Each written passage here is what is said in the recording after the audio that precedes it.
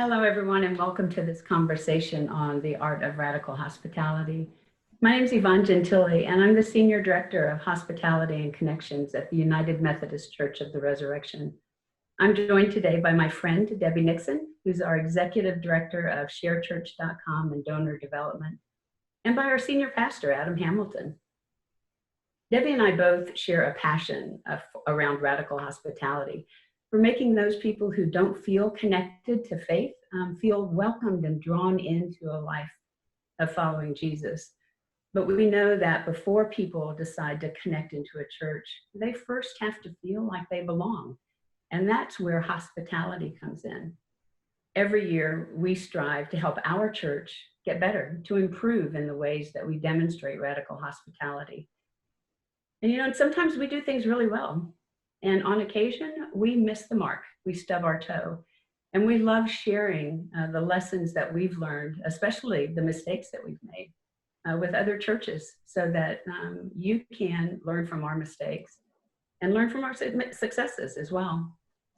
Debi and I recently published a resource titled The Art of Hospitality, in which we share just some ideas and tips for how other churches might start or enhance their ministry of radical hospitality.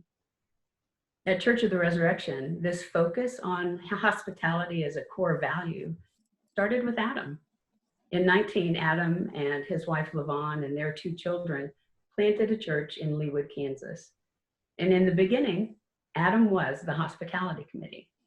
He greeted every guest that walked in the door. He delivered every coffee mug to a first-time visitor.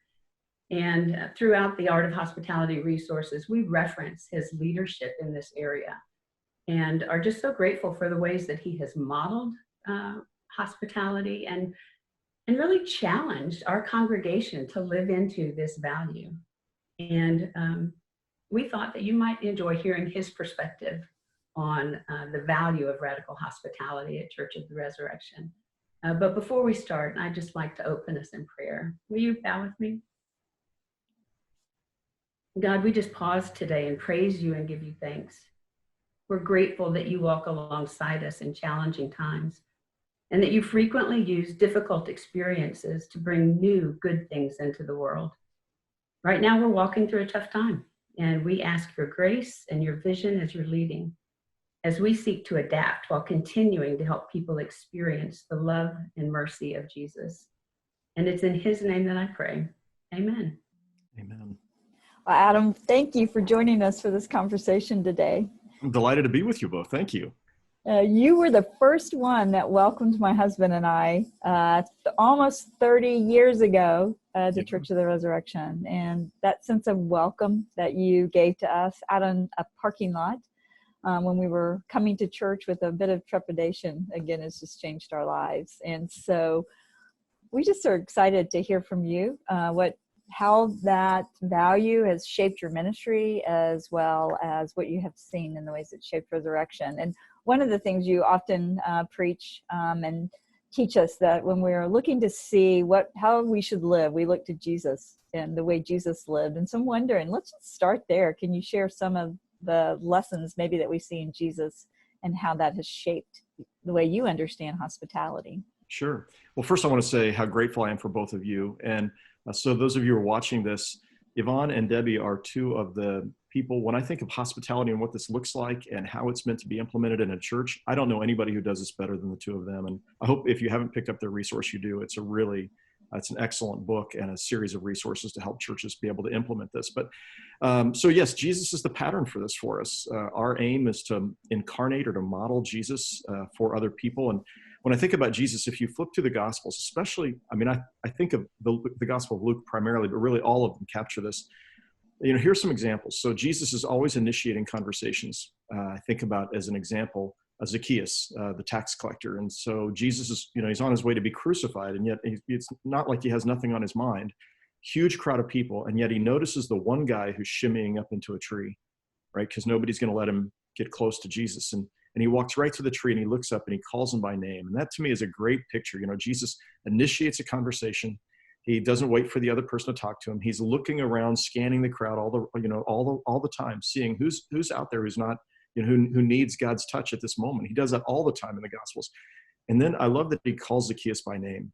And of course, we don't always know people's names, when we first visit them, but to the degree that we can get to know somebody's name and then we can remember that name and call them by name, Jesus models that for us. And, he's always looking to see what are the needs of the people. So, you get the sense that when he's walking through the crowd and the woman touches the hem of his garment and, he senses, that power has gone out from him, but I think it's more than that. He senses there's somebody who needed something desperately from him. And so he starts looking to see, who is it who touched him in the hem of his garment? Remember, the disciples said, Jesus, the crowd's huge. How are you going to figure that out? But Jesus is serious about trying to figure out who is it who is, who is in need at that moment. I think about, I'll give you like a couple more examples because it's just all over the place. Great. Thanks. But it strikes me that he allowed himself to be interrupted. He was, most of the important ministry that happens in Jesus' life, especially the miracles or the healings, happen when he was interrupted on his way to somewhere else. The Roman centurion who stops him on his way to somewhere else to heal his servant, or when he just happens to see Matthew the tax collector there and he stops and calls him to be his disciple. I mean, he's constantly scanning the crowd and he's willing to be interrupted. And I think for me, many times the most important thing that happened in my day were the interruptions that I hadn't planned for. And it always revolves around people and paying attention. We'll talk more about that in a bit, I'm guessing. But he met people where they were. He didn't expect them to be where he was. He met them where they were. He called people, I mentioned he called people by name. He spoke in the language of people. Like he took common terms and he took common stories about shepherds and fishermen and, weeds and wheat and all of this. And he spoke to people in the language that they used and the metaphors that were part of their life and their life experiences. And I just think sometimes in the church world, we talk in church language and Christology, this theological language, and people don't understand. And I think we have to talk where people are and meet them where they are. He was selfless and self-giving constantly. And of course, we have to tend our souls too and take care of ourselves, but he was constantly giving himself away. And I think that's part of what hospitality looks like. He was merciful. So he wasn't judging people when he saw them. He didn't look down on them. The people he judged were the religious hypocrites, but the sinners and tax collectors and the people who didn't fit the religious norm, he didn't judge them. He made them feel welcome. And I find this fascinating because I think non-religious people were repelled by the religious leaders. I think they felt judged by them. I felt like they didn't feel comfortable with them when you read the Gospels. But non-religious people felt really comfortable being with Jesus. I mean, they were drawn to him. And so you have large crowds of these people. He had that kind of personality. And I think we should be the same way. How can I be somebody that when non-religious people are around me, they feel comfortable, they feel welcome, they feel loved. And I think he sought to meet their needs. He looked to see what are the needs of these people and how do I meet them, whether it's fish and loaves or it's healing or, whatever it might be. He was constantly seeing what do they need and how can I meet that need? So those were a few thoughts I had. Thank you. One of the things that you spoke a little bit into this, but we spend a lot of time in our churches planning the worship service, right? The music, the sermon, the way the offering is going to go and all of that stuff, and trying to make it as distraction-free and engaging a experience for our people as we can. And in light of that, if you have a great sermon and you have great music, why does exceptional hospitality still matter in a church setting? Yeah, that's really great. So part of what I'd say is that the hospitality is actually more important than the sermon and the music. So the sermon and music are really, really key, but hospitality is where we incarnate our message. It's the proof of what we're saying. So if I am not demonstrating radical hospitality, but I got a great message and great music, but you don't feel loved or welcomed when you walk in the door, you've lost me already. And you think about so if I'm a church person and I'm determined to find a church, that's one thing. But if you think about people who are not really sure if they even believe in God or not sure if they believe in the church and why they need the church, and they show up, you got to ask, what's going through their mind? What are they feeling? And they're feeling anxious. They are feeling like they don't really fit. They're not really sure who these people are and how, whether they're going to judge them or how they're going to think about them. So that person in the parking lot who welcomes them and says, hey, we're so glad you're here today, sets the person at ease to begin with, and the people are standing inside welcoming, and the introduction to the worship service, and the friendliness of the people around them, all of those are the message. They are the gospel experienced through people. And hospitality in the Bible is a really big deal. It used another way, it's love, right? It's love. It's the welcome of God, and we are extending that to people. And so I think it's the proof of your message, the hospitality that you demonstrate to other people. And we all know that, it's kind of a trite saying, but I think there's a lot of truth to it. People don't really care how much you know until they know how much you care. And I think we have to prove that we care before they're really willing to sit and listen to and engage in the music and the sermon. So I think it's even more important than the sermon and the hospitality now, and the music. Now, if you have great hospitality and you don't have, okay music, pretty good music, and you don't have a pretty good sermon, it's boring week after week. Doesn't matter how good your hospitality is, it's going to be hard to keep those people coming back. But again, if you have a really good message and you have lousy hospitality, they're also not coming back. Yeah. Just the message of that power of love, and so many of the stories, Adam, that you just mentioned are ones that are referenced in the book.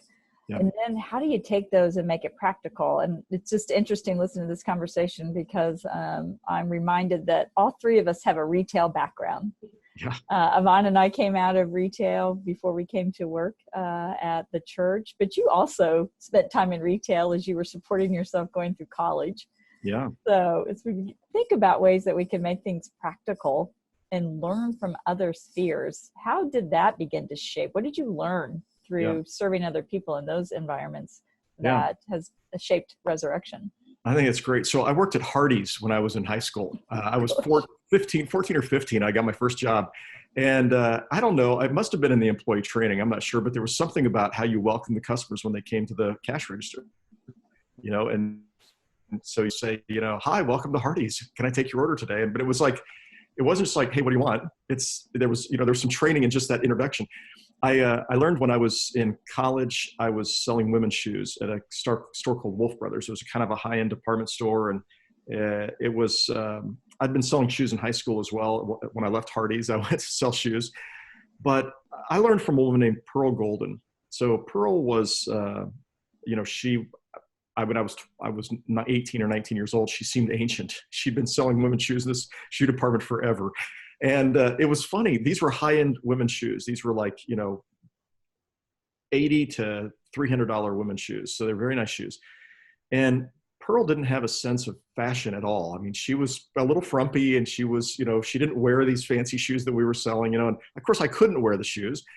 These were all women's shoes, but I studied them. I knew everything about the last, the leather. I could tell you about the designer. I mean, I'm that kind of person who loves to know all the facts.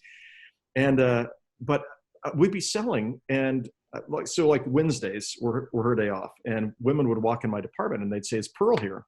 And I'm like, well, no, Pearl's not here. It's her day off. Oh, well, I'll come back tomorrow. And I'm like, no, look, we're on commission. I'm a poor college student. Please let me sell you some shoes. Yes. No, they wouldn't let me wait on them. And so I asked Pearl one time, I said, what was your secret? Like, why are these women so committed to you?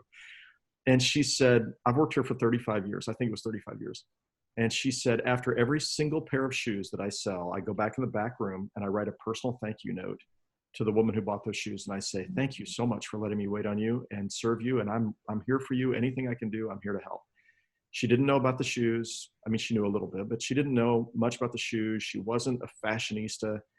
She just showed good hospitality. She followed up with a personal thank you note with every single person. So I learned from that. And when I became a youth pastor, my senior year in college, I began thinking, how do I do what Pearl, and I started writing thank you notes, when I was selling shoes. But so I started writing a personal note to every teenager who came to youth group. And then on Monday, so they'd come to Sunday night youth group, on Monday after school, I would stop by their house and just deliver something. I wouldn't go in. I'd just say, hey, here's a gift from our youth group, and we're really glad you came. And then I became an associate pastor. And from that, I began delivering flowers. We had altar flowers, and I would buy little vases for $0.25 at garage sales. And I would take the altar flowers after worship, and I would divide them up and put them in a bud vase. And I would show up at the door of every first-time visitor. And this is down in the Brookside area in Kansas City, and the Plaza area, and I would say, we're so glad I don't want to come in. I just want you to know we're so glad you came today. Thank you for being here at church. And we really hope you come back again. Do you have any questions? Can I help you? Can I serve you in any way? And it's funny. I just saw people, the youth came back, the women bought shoes, and, these people the church where I was associate, joined in numbers that they hadn't joined in years and years and years. So anyway, I do think there's things we can learn from retail. There's things we can learn from really every industry where they do this well. And I think any industry, when I teach on this at Rotary clubs and other things, people are like, wow, they're taking us like, wow, I need to do that in my, my job. And I think it's authenticity. It's showing that you care. It's, so one of our members, she bought me, Pat Robertson, you all know her. Pat bought me these fancy socks for Christmas. This is a couple of years ago. And they are like from Italy or France, I don't remember which, and they're the sock suppliers to the Pope. So, and she calls me the Pope. So she bought me these really fancy hose, for men. And it was interesting. They sent them to me, and they had a personal note from the owner of the company, calligraphied. I mean, it was like beautiful, to me. And I'm like, wow, now that is impressive. 2 pair of socks. And I get a personal note from the guy who owns the company in France. Just, those kind of things, I think, have a lot to teach us. Absolutely. As I'm listening to you, I'm thinking that we need to thank Pearl for the pearls of wisdom. Exactly. And where we're at today. We're grateful for her. When I get through the pearly gates, I'm pretty sure she's already there waiting for me. She'll be there. I love it. Yeah. Good. Adam, tell us a little bit about what you see as the biggest challenges to churches maintaining this hospitality focus or living into hospitality, both pre-COVID-19, right, in our old reality, during COVID-19, and then past COVID-19 as we move into a new normal. What do you think the challenges are that we face? Yeah, I think one of the greatest challenges for church folks is when it comes to hospitality, this requires that you're paying attention to the people that are new, or the people who are feeling alone, or the people who look like there's something going on in their lives. And I think a lot of church people are really friendly people, but they love to connect. When you get together in church, you're connecting with your peeps, you're there with your community. And so I know a lot of churches who tell me how friendly they are. And then I go to visit, and, when I get there, like, nobody talks to me. And, I've done that kind of as a secret shopper, going to churches that are not United Methodist, but friends of mine, pastors, they don't know who I am. And I'd show up and I just look to see, does anybody talk to me? And I find myself always the one initiating the conversations, or almost always. And what I realize is they're chatting away with each other. They're just not thinking about the person who they don't really know. And it's kind of awkward to talk to somebody you don't know. For a lot of people, half the people are introverts, and who wants to talk to somebody new when you're an introvert? But you'll talk to your friends. And so when I see you talking to your friends, and yet you're not talking to me, then I feel even worse than if you just weren't talking to anybody. If you weren't talking to anybody, that's okay. I just realize it's kind of a cold church. But when you talk to your friends, you don't talk to me, I just think this church doesn't really care about people like me. They only care about each other. And so I find a lot of churches are really friendly with each other. So I think because Christians don't want to do that, and we don't realize we're doing that, I think the question is mindfulness and intentionality. So I think we have to be mindful of, what do people feel when they're showing up? We have to be intentional about, we just have to constantly remind ourselves, and this is where leadership comes in. So Yvonne, you do this so well. Debi, you do this so well. You remind our volunteers, hey folks, please look, scan the room, look around, see who nobody's talking to. The other day we had somebody who came to worship a political leader in our community, national political leader. And she came to worship, and she told me she was coming in advance. I was really glad. And she and her assistant sat in the front row, and nobody sat next to them. Now, she was relatively new to her office, and I think a lot of people didn't recognize her, but it's like, I'm sitting there and I'm standing in the chancel thinking, come on, somebody come sit by him. Nobody sat in the second row. And so they're there all by themselves in the room. And I'm like, this is the worst possible feeling if you are a first-time visitor and nobody. So I finally went down when the music started. I said, hey, can I sit by you? And I took the chair next to them. And then pretty soon, another family came and sat in the second row. And but when you have the greeting time and there's nobody around you to greet, and I thought, I just was like in pain about this. And sometimes you scan a room and you see that person sitting all by themselves, and they came and they chose to sit all by themselves. But I really want somebody to go and scooch over there by them, or just to make sure they talk to them. So it's that intentionality. It's scanning the room.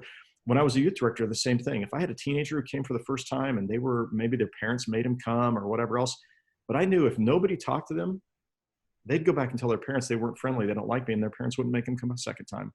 Or maybe you've got people who show up at church who are struggling with something in their lives, and they're not overly friendly. They're in pain. And if nobody looks to see, nobody pays attention, they're not coming back. And so I think this idea of the ministry of hospitality and this calling that as Christians, we are called to pay attention, to look to see. Jesus saw the nobodies. He saw the people who other people were talking to. We have got to do the same thing, and not just the official greeters. I mean, this is the job of everybody in the congregation to do this. So I think that's really a key, is that we've got to be paying attention, and we've got to put our A game on. And I tell pastors who are introverts, if you're an introvert and you have a hard time, going up and initiating conversation, drink a Mountain Dew and eat some, or have 5 espressos before you show up, something with a lot of caffeine, and force yourself, get the energy to connect with people. So I think that's really important. It's a little bit, being an introvert myself, right? Yeah. It's practice. It just takes practice to get more comfortable with it. Yep. And once you've done it a few times, it feels less and less awkward. We don't ask people not to talk to their friends. We just ask them to, open up their circle and invite somebody new in, so that people can begin to build other connections. Yeah. Yeah. You're also describing, Adam, that it took you as the leader to model this, that even here at Church of the Resurrection, which is something that is such a high value, but we still have times that we don't get it right. Yep. But yet you as a leader modeled, this is what this looks like. And then when others saw it, then they began, this awareness. I think you're right, Debbie. You've got to, leaders model this. And again, it's hard for people to believe this, but I'm borderline introverted myself. And so, it is this sense of, okay, this is a calling. This really matters to Jesus. And so, and as leaders, you model that for everyone else. Well, I was thinking about, this isn't like a bragging thing. This is just like, it's a part of my mindset. And, you were talking about me talking to you in the parking lot that first time when you were there. Now, the larger you are, the harder this is, but I'm always standing in the narthex, and I give the benediction while everybody's heads are bowed, so I can be out there before anybody gets out. And sometimes I'll see people who had made a beeline for the door, like they went out the same time I did. They were leaving during the benediction too. And I watched them heading straight to the door before the crowd gets out there. And they maybe are trying to get to their car so they can get somewhere or whatever. But there are times I just feel like, okay, I got to catch that person. So I run after them. I have done this hundreds and hundreds of times, where I run after somebody, and and they don't know I'm coming. And then I usually catch them after they're out the door, and I say, hey, just want to say thank you so much for coming today. We're really glad you came. And I've gotten notes from, I don't know, dozens of people who said, my first Sunday, you chased me to the parking lot, not in a bad way, not in a creepy way, but like you ran after me and you stopped me to say, thank you for coming. And I thought, really? That's like, the pastor noticed that I was there and that I was leaving. And there's something about that, paying attention. And then this is so important. You'll actually run after them to say, again, be careful. That could come across kind of creepy, but, and on the flip side, I've noticed in churches, especially churches that are desperate to have new people, it's possible that like everybody lunges onto that new person. And when it's a small church and there's all of a sudden there's a surrounding people, like if I'm new, I feel now kind of, anxious about that too. So there's a carefulness about how you don't overdo it, but at the same time, really paying attention and being mindful of this. Absolutely. We address that in the book, and we talk about this 10-foot idea that you kind of own the 10 feet around you, so that you don't have people that are over greeting and overwhelming our guests. We don't want them to be overwhelmed, but we do want them to be welcomed. And the things that you're describing too are things that surprise people. And that's another term that we really try to emphasize in the book, that beyond this friendliness, that when it becomes radical hospitality, it's something that surprises them. Yes, and you just described this act of, you followed me. You didn't just let me leave. That's surprising. Pearl's notes to her customers that were handwritten, that was a surprise. You showing up with flowers from the altar, on a Sunday right after worship to first-time visitors, it surprises them. Yep. all these things that we've talked about here in the last couple of moments have been this in-person experience, but in the last 60 days, March of 2020, the world changed. And now we're ministering to people that are digital for us. They're online. And so how is that shaped as you think about radical hospitality? How do we continue that same value, and what practices are translatable in this new reality that we're facing right now? Yeah, well, I think that's a really good question. And, you know, part of the challenge is in the digital is getting people's information to even know how to follow up with them. And so we're working on that still at Church of the Resurrection. Yvonne, you've been, you know, spearheading a part of this where we're trying to find a way to motivate people to actually use our app and sign in for worship. And I was thinking about when I was a youth director, to get people's names and addresses so I could go see them the next day and send them a note. You know, I'd do a giveaway, you know, and I don't know what this looks like for us. We're still trying to think about at Resurrection what might be an incentive, but you know, some way to cause people to go, yeah, I should sign up. You know, I should give them my information. So that's one of the challenges we have, which then leads to, if people are worshiping with you on Facebook Live or something else and they send you a message, they've reached out to you, you better follow up. And, you know, I'm overwhelmed with the number of emails and Facebook messages. And I mean, I get over 1,000 a week of, you know, just emails, not counting the Facebook messages and everything else. And what I find is, Facebook, last night, I had somebody first time, you know, just started coming. Actually, they've been coming 3 weeks, and I doubt they're even on our mailing list. And she Facebook messaged me, and I just happened to be up, and I got a notification, you know, on my computer that I'd gotten this message. And so I looked at it. It was, you know, I was working on my sermon. It was 11:57 at night, I think. And she said, I just want to say, Pastor Hamilton, you know, this has really affected my life in a positive way. It really means so much that you're, you know, and so I just dropped her a little note, you know, like, hey, you know, I happen to be up working on my sermon for this weekend. I want you to know, we're really glad you came, and we're glad you're coming, and your note touched me, and thank you so much for being here. And, you know, the next response was, I can't believe you actually wrote me back. Like, I wasn't expecting that, you know, Mm-hmm. or the phone calls, or, you know, whatever. I mean, to the degree that we can reach out. And Yvonne, you've been doing a good job of designing multiple touches that we have with people. So we have, you know, text in church and other ways that we're getting information. If we can get information, we can follow up with them.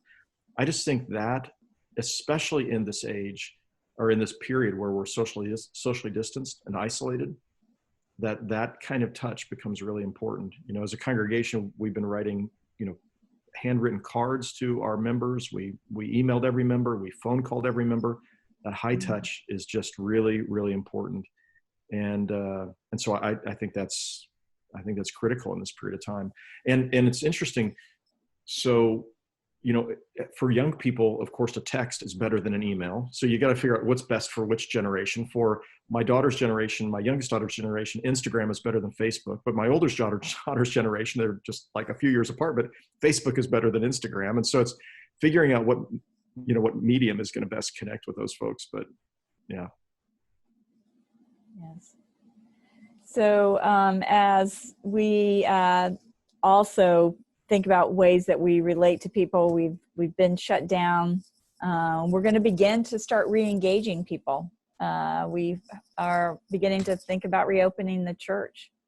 And so what suggestions might you have for a small church, a medium-sized church, or even a large church? But even if you just wanted to speak to that small church or medium church, what are things that they should be thinking about right now as we begin to prepare for this moment when we do get to open the doors? The church has not been closed during this time. We've been as busy as ever being the church in the community and extending hospitality. But what does reopening look like, and what should we be thinking about? Yeah, that's a really good question. And I think it looks different, of course, for different churches. The first thing for us is we've surveyed our congregation to find out, A, when do you feel comfortable coming back? And B, what are the things that would make you feel more comfortable as you do come back? So we wanted to hear from our own people, what are the things that we need to be thinking about? And the survey was really helpful to know. And they were things that we probably already knew, but it helped for us to be able to say 47% of you said this, or 52% said that. SurveyMonkey is an easy tool to use, and you can use that with a congregation of 10 people or 100 people, and to find out where your people are. And so then, we're thinking first about people's safety. So we want to make sure that, we've heard of churches that reopened and then they closed. I heard about one church just this week who reopened, and then the priest came down with COVID-19 and ended up perishing from this, died from this. And so they reclosed their church. We don't want to be a place that's so desperate to get people together that we end up putting people at risk. So, depending on when you're watching this video, that, that we may have resolved that. But so, we're clearly, and you two are, playing a key role in developing this. So you really should be talking about this instead of me. But I know that we're talking about, how we're seating people with social distancing, to wear masks or not to wear masks. Are we going to sing or are we not going to sing? Because we know what singing does in terms of projecting, things that could share illness. And I think we're looking at coming back online slowly. So I'm anticipating that our pre-COVID, our February worship attendance, we may not hit that number again in physical attendance for a year to a year and a half. It could be even 2 years before our attendance is even in person is back at what it was in February. I could be wrong. I hope I'm wrong, but I think that's possible. I think the world has fundamentally changed, and it's changed even when we're back. The hugs that we gave each other, and even how we serve communion. I think there's a lot of things that are going to have to change because our mindset for 2 months, more than 2 months, 3 months, has been shaped by being afraid or anxious about the possibility, or being safe, trying to be safe. So I think this is really important. So this points to the fact that our online presence is going to continue to be really key. And I've loved this. Some people have sent me their online sermons, and some are churches that are 15, 20 people, and the pastor is standing in front of the fireplace. I had one. I remember he'd made an altar right in front of the fireplace with a rose on it and a candle, and he got up and gave his sermon, in front of there, with his computer turned towards him, and the tech was, it wasn't awesome, but it was touching. It was endearing to see this pastor cared so much for his flock that he'd set up, the altar and was doing Facebook Live during worship time, and he'd lead a song, and, it was just, I think that meant a lot to his people. And I think we need to figure out, it may be, well, I'm going to suggest that it's probably a permanent reality that we have got to be able to have both an online presence, whether it's Facebook Live or Twitter or whatever. You pre-record it and use Premiere on Facebook, but you got to learn how to do this and be able to offer that for your people. And I was thinking about this. A friend of mine at a large church in another city, they were being snowed out, and at Resurrection we never close for snow, so we're always open. But he said, "Yeah, I have this great sermon, and now we get this huge snowstorm, and I'm going to be having worship." And I said, "Why don't you do it digitally? Why don't you just try like Facebook, and try this?" And he did. He just pulled up a rocking chair in front of his fireplace, and he shared his sermon, and he had I think more attendance from that than he had in physical attendance that weekend, previous weekends. But it's just so simple. That's a simple thing. It doesn't even cost anything really anymore. So. Good. Thank you. Thanks for your wisdom. We really appreciate it. Yes. Thanks. Well, it's an interesting time, and figuring all this out is really important in terms of how we come back to worship again. And we're still trying to figure it out at Resurrection. So I'm hoping, Yvonne, that you're going to do something with your protocols that you're putting together to help people think about this as well, because you've thought of some really important things that I wouldn't have thought of. So we are, and we'll probably post those protocols on sharechurch.com for churches to access and take a look at just our plans, because we want people to not only feel welcome but safe as they return. Yep. Right? It's important. Yes. And recognize that even in the midst of all of this, we still extend radical hospitality, biblical hospitality, extending the love of Christ, whether within the walls of the church, but by just showing up, having the church just show up in the community, that we're taking the church out now.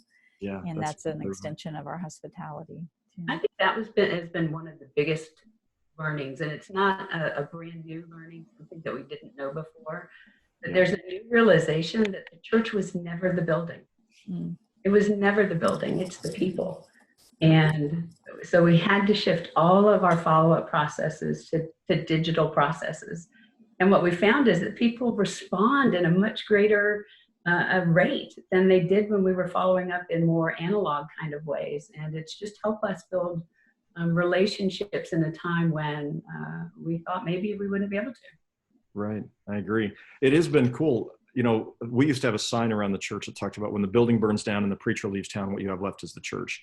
And, but today it is, you know, we're clear. We've had, and I think this is true for most churches, we've had more ministry impact in the last 3 months than at any time, any 3-month period in the history of our church, all while the church doors were locked.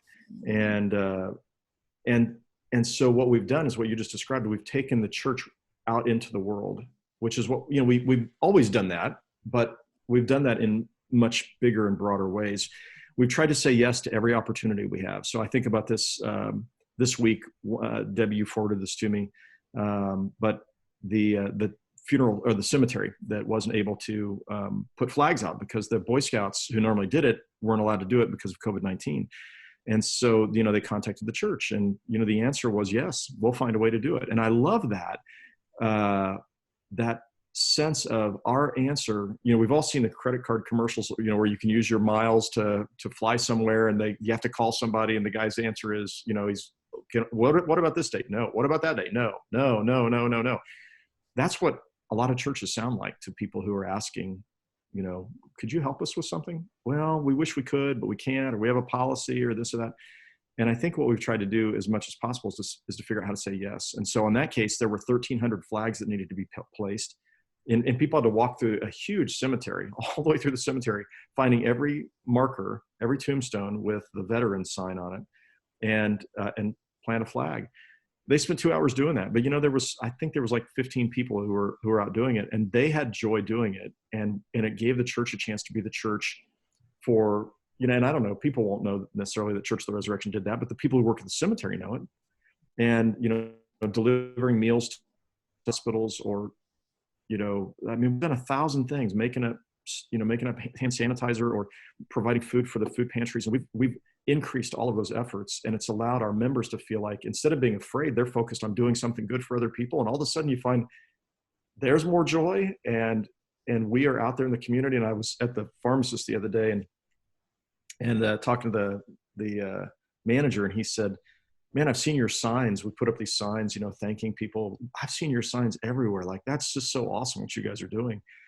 And again, it's a hospitality even before somebody's come to our church. We're going out to say, we appreciate you, nurses. Thank you. Or, you know, we're grateful for you people in the hardware store who are still working during this time. And all of that is a kind of radical hospitality that precedes people even showing up at your doorstep.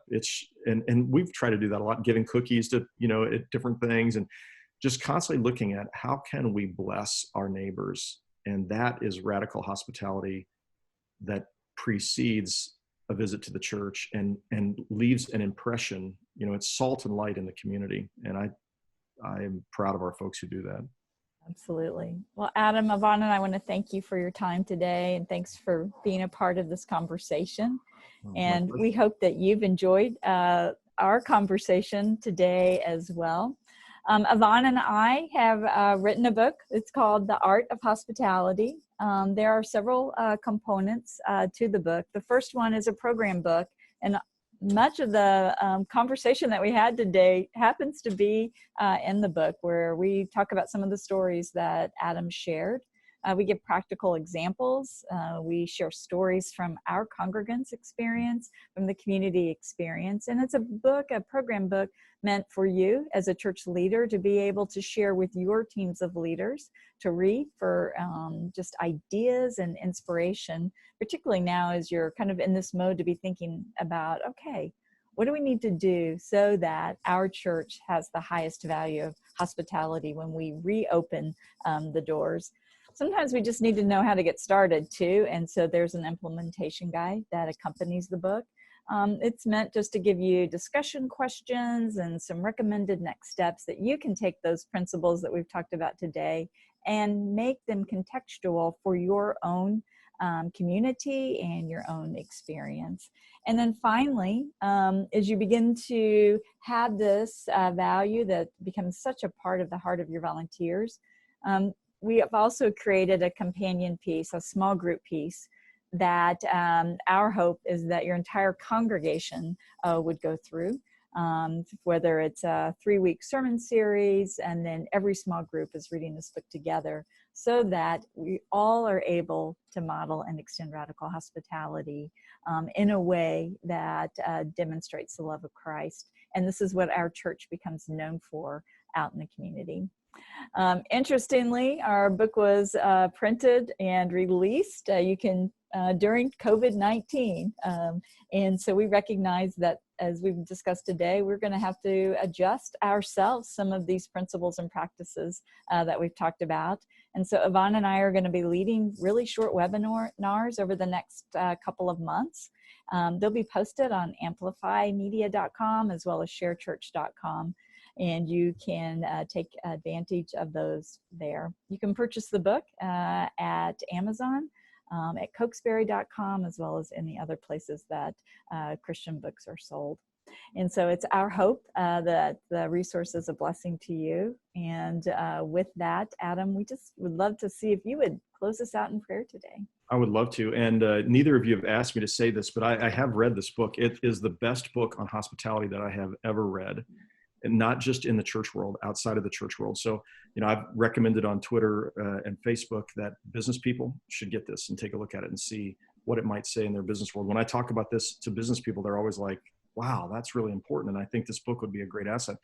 But I love the fact, I didn't know until today that you all have a small group study put together for this, because I think ideally you don't want just the pastor and a few leaders talking about this. You want every person in the congregation to be saying, to understand what hospitality looks like, and to be saying that's part of what it means to be a Christian, is to do this. So I think this isn't just about hospitality. I think it's about Christian discipleship. So I just encourage you, take a look at the resources, but I think you would find it would be really meaningful and helpful for your congregation as we seek to be Christ's presence in our communities. So anyway, thank you for taking the time to write it. It's a huge labor of love that you all put into this, and I really am grateful that you've done it. Let's pray together. God, we pray that you would help us to be people of radical hospitality, people who welcome and love with your love, who put flesh on your love and on the mission of the church. And I pray that you would bless those who've listened to this podcast today. I pray that you would bless those who pursue the study. And I pray you would help all of our churches and all of our individual lives, each of us, to pay attention, to be aware, and to express your love in the flesh as we seek to care for other people. Guide us, we pray, in Jesus' name. Amen. Thank you all very much. Blessings to you.